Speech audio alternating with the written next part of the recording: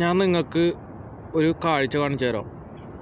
അതായത് യൂറോപ്പ് വരാനായിട്ട് ആഗ്രഹിക്കുന്ന ആൾക്കാരുണ്ട്, അവർക്കൊക്കെ വേണ്ടിയിട്ട് കാണാൻ വേണ്ടിയിട്ടുള്ള ഇത് കണ്ട ഐസായിട്ട് കിടക്കണം കേട്ടോ.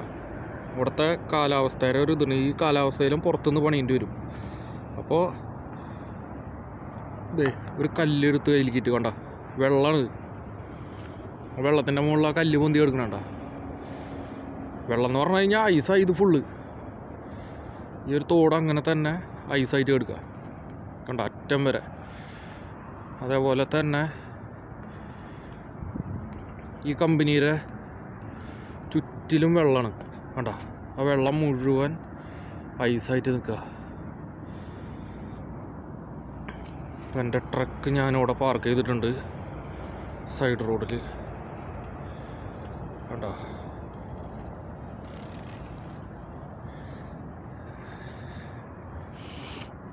ഈ സ്ഥലത്തെ ഇവിടുത്തെ ഒരു അവസ്ഥയാണ് കേട്ടോ ഈ കാണുന്നത്.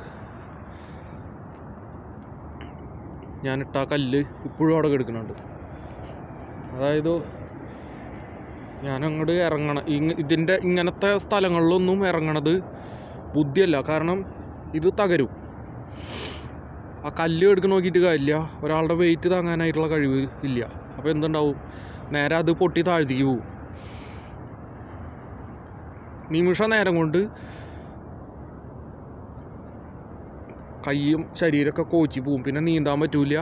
അങ്ങനെ തന്നെ മരണം സംഭവിക്കും. അപ്പോൾ അത് കാരണം കൊണ്ട് ഒരു കാരണവശാലും ഒരാൾക്കാർ ഇത്തരം സ്ഥലങ്ങളിൽ ഇറങ്ങാനും പോലും പാടില്ല. അതെ, ഞാൻ ഒരു കല്ലും കൂടി ഇട്ട് കാണിച്ചു തരാം. കണ്ടോ, ഞേട്ട കല്ല് പോണ കണ്ടോ. ഇതാണ് ഇവിടുത്തെ അവസ്ഥ. അപ്പോൾ ഈ ഒരു തണുപ്പിലും പുറമെ നിന്ന് പണിയെടുക്കേണ്ടി വരും. എൻ്റെ കയ്യിൻ്റെ അവസ്ഥ കേട്ടോ, കൈ മരവിച്ചു. എനിക്കിപ്പോൾ തന്നെ ഇതിൻ്റെ ഉള്ളിൽ കയറണം. കയറിയില്ലെങ്കിൽ എനിക്ക് പണീന്. കാരണം നമുക്ക് പരിചയമില്ലാത്തൊരു കാലാവസ്ഥയാണ്. ഓക്കെ.